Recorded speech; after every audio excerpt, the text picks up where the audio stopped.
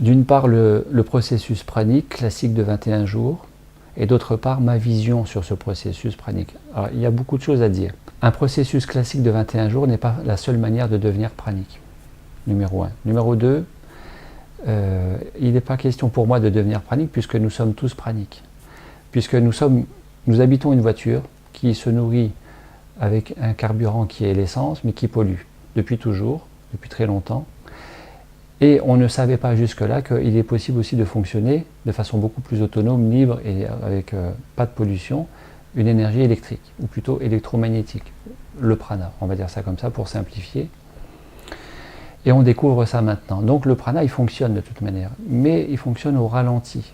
Ce qui fait que nous sommes tous praniques, mais nous sommes des praniques contrariés, des praniques endormis. Au même titre que nous avons une conscience qui est endormie, parce qu'elle est embouteillée dans le mental. Or, il se trouve que le mental se nourrit de la nourriture solide, essentiellement, limite l'avènement, l'éveil de la conscience, parce que ça entretient les mémoires, manger entretient les mémoires, alors que se nourrir en conscience, manger ou pas manger, se nourrir en conscience de solide, de pranique ou de tout, c'est-à-dire par la vue, par le toucher, par les odeurs, par tout ce qui est agréable, par tout ce qui est apporté par le présent, un nuage, un arbre, une personne, une voiture, tout ce qui est corrélé à l'alignement au présent devient nourriture. Donc, vouloir être pranique, c'est quelque part absurde parce que nous sommes déjà praniques. Et ce qui fait défaut quant à être véritablement pranique, c'est être conscient, être présent. Parce que ce qui nourrit véritablement, c'est même pas le prana puisqu'on est déjà tous praniques. On est déjà nourri du prana parce que les méridiens, les chakras prennent l'énergie. Donc, sans nous demander si on a faim ou pas faim, ça prend. Donc ça fonctionne, mais au ralenti. Et ce qui manque, pour vraiment basculer dans l'autonomie alimentaire, solide, parlant solide et au regard du prana, c'est de mettre de la conscience, qui fait que par conscience, par cohérence, pertinence consciente sur cet axe vertical et non plus horizontal, de l'axe de la vie qui passe, passé, présent, futur, mais du vertical l'instant présent, en mettant en cohérence et en harmonie ces 4 corps, physique, mental, émotionnel, spirituel, qui sont les 4 corps pour une pleine santé d'après des approches de médecine traditionnelle, humanitaire, millénaire, humanitaire enfin de l'humanité, médecine traditionnelle chinoise, indienne, tibétaine, chamanique, amérindienne, égyptienne. On parle de ces 4 corps, physique, mental, émotionnel, spirituel. Et bien si je suis en cohérence avec ces 4 corps-là, et si je suis aligné au présent, j'ouvre tous les canaux, je reçois encore plus d'énergie, j'ai encore moins faim, et je peux me sevrer de la nourriture solide. Voilà. De façon plus affinée encore, ça me paraît important pour moi de préciser qu'il ne suffit pas de mettre du prana dans ce qui est déjà du prana, parce que tout ça c'est déjà du prana, c'est du prana densifié. Pour que je sois autonome d'un point de vue alimentaire solide et que je sois dans ce qu'on appelle pranique, c'est-à-dire vivre de la nourriture pranique. Puisqu'on peut avoir des zones de résistance. Et les zones de résistance, en général, ce n'est pas le physique, c'est ce que le physique peut porter de résistance et que l'on appelle des mémoires, des fonctionnements conscients, inconscients, cognitifs, émotionnels, dont certaines traductions peuvent être des somatisations, manifestations, somatisations de résistance. Ça peut être des mécanismes conscients, inconscients, transgénérationnels, c'est-à-dire hérités des ascendants. Dans la médecine chinoise, on parle de 7 générations, dans la Bible, de 9 générations, par exemple.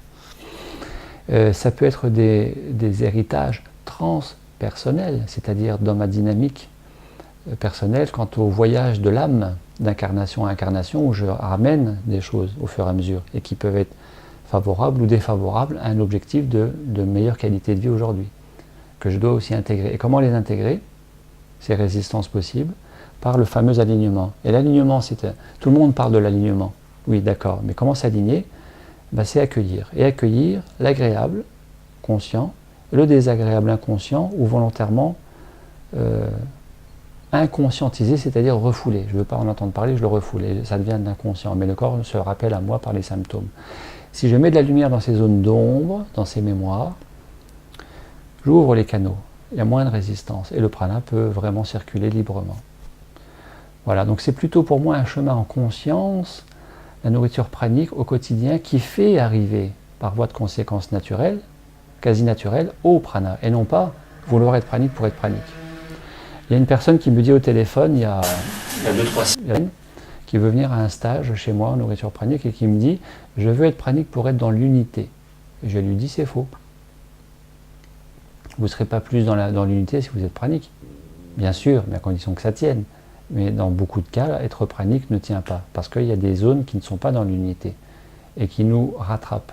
Conclusion, il vaut mieux cultiver l'unité au présent, d'un point de vue physique, mental, émotionnel. Le spirituel, il n'y a pas besoin de s'en occuper parce qu'on est déjà spirituel. Et le spirituel se manifeste à nous. Si je cherche du spirituel, ça peut être aussi une fuite par rapport à moi. Ça peut être aussi par ego spirituel. Le spirituel, il vient à moi parce qu'il est déjà là. Je lâche. Si je lâche, j'accède naturellement au spirituel. Et je ne fais pas un objectif en tant que tel. Eh bien, si je cultive l'unité dans l'accueil de ce que je suis, dans mes zones d'ombre, dans mes zones de lumière, dans mes qualités, dans mes défauts, dans mes erreurs et dans mes réussites, eh bien, voilà, je suis dans la cohérence, dans la pertinence, dans l'être plutôt que le paraître, dans l'être plutôt que l'avoir ou que le faire. Et s'il y a du faire, eh bien, je vais faire dans le laisser-faire, donc dans le lâcher-prise, à moindre résistance. Et je deviens une batterie à énergie, une batterie énergie qui produit de plus en plus d'énergie. Et un jour, je m'en nourris. Ça s'appelle l'autonomie alimentaire, ça s'appelle la nourriture pranique. C'est un chemin en conscience qui amène au prana et non pas l'inverse, pour moi. C'est plutôt une voie de conséquence que rechercher ça en tant que tel.